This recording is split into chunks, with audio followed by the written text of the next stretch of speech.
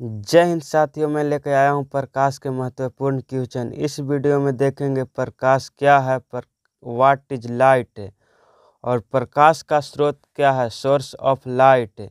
तो चलिए बिना देर किए हुए देखते हैं प्रकाश क्या है। तो प्रकाश वह भौतिक कारक है जिसकी सहायता से हम आसपास की विभिन्न वस्तुओं को स्पष्ट रूप से देख सकते हैं। लेकिन प्रकाश जो है स्वयं अदृश्य है, यानी प्रकाश स्वयं नहीं दिखाई देता है, लेकिन प्रकाश की सहायता से हम किसी वस्तु को देख सकते हैं। जैसे कि आप अंधेरे में देखें, कोई पदार्थ हो, कोई वस्तु हो, दिखाई नहीं देता है। जब उस पर किसी की सहायता से हम लाइट यानी प्रकाश देते हैं तो वो दिखाई देने लगता है। तो आप लोग देखे हो कि ये भी जो दिखाई दे रहा है, जो शब्द है, ये भी प्रकाश के वजह से ही दिखाई दे रहा है। अगर प्रकाश को बंद कर दें तो ये दिखाई नहीं देगी। तो चलिए, अर्थात प्रकाश एक प्रकार की ऊर्जा है। प्रकाश को हम एक प्रकार की ऊर्जा भी कह सकते हैं, जो विभिन्न माध्यमों में एक तरंग के रूप में सीधी रेखा में गमन करती है। आप लोग क्या देखे हैं कि प्रकाश में टेढ़े मेढ़े भी प्रकाश गमन करता है? हाँ, देखे होंगे। कहाँ पे? ऑप्टिकल फाइबर में। तो ऑप्टिकल फाइबर में प्रकाश इसलिए एक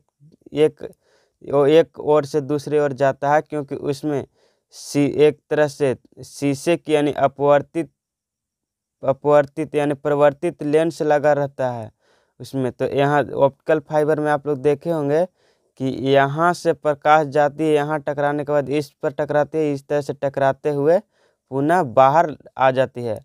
या साधारण पाइप लीजिएगा, एक प्लास्टिक का टेढ़ा, तो उसमें प्रकाश एक ओर से दूसरी ओर नहीं जाएगी। वही साधारण पाइप सीधा लीजिएगा तो इधर से टॉर्च को जलाइएगा तो इधर की ओर प्रकाश दिखाई देगा, चाहे देगी।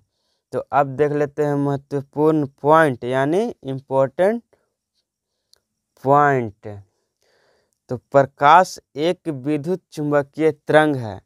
जो विद्युत चुंबकीय तरंग होता है वह उसको गमन करने के लिए किसी माध्यम की आवश्यकता नहीं होती है।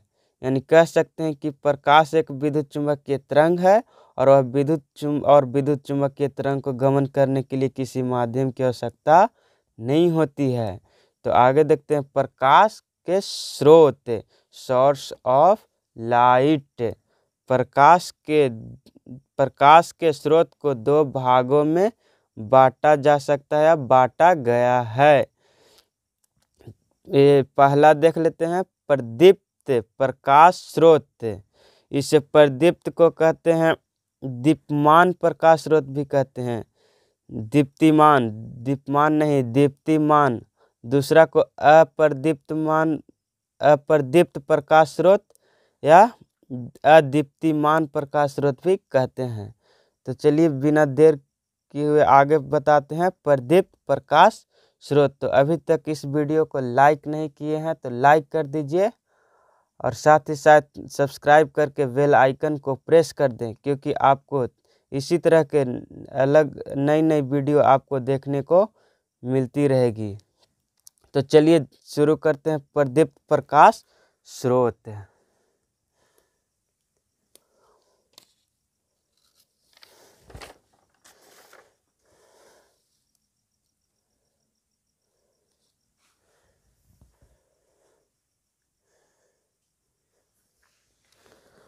प्रदीप्त प्रकाश स्रोत क्या है? तो वह प्रकाश स्रोत जो स्वयं प्रकाश उत्सर्जित या उत्पन्न करती है।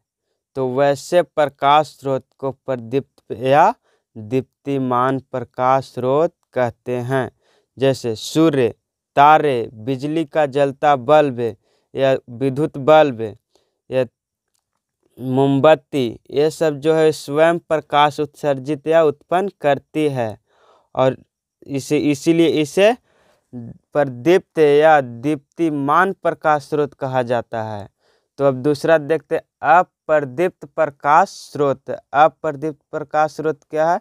तो वह प्रकाश स्रोत जो स्वयं प्रकाश उत्सर्जित या उत्पन्न नहीं करती है, यह दूसरे की सत्ता दूसरे की प्रकाश से चमकती है। जैसे आप लोग देखे होंगे कि जो चंद्रमा है वो अपना उसका स्वयं का प्रकाश नहीं है, तो वैसे प्रकाश स्रोत को क्या कहते हैं? अप्रदीप्त या अदीप्तिमान प्रकाश स्रोत कहते हैं। जैसे किताब का भी अपना प्रकाश नहीं है, चंद्रमा का भी नहीं है, कांच का भी नहीं है, पौधे का भी नहीं, कुर्सी आदि का नहीं है। जैसे आप देखो कि चंद्रमा जो जो रात में दिखाई देती है, चंद्रमा का जो लाइट आती है चंद्रमा से, तो किसका लाइट होता है? किसका लाइट होता है? सूर्य की लाइट चंद्रमा पर पड़ती है और चंद्रमा पर से रिफ्लेक्शन होकर परिवर्तित होकर पुनः हम लोग को पृथ्वी पर देखने को मिलती है। इसीलिए हम लोग कहते हैं कि चंद्रमा से प्रकाश भी आती है, लेकिन चंद्रमा का अपना प्रकाश नहीं होती है। तो चलिए, आप लोग के समझ में आ गया होगा यह बातें पूरी।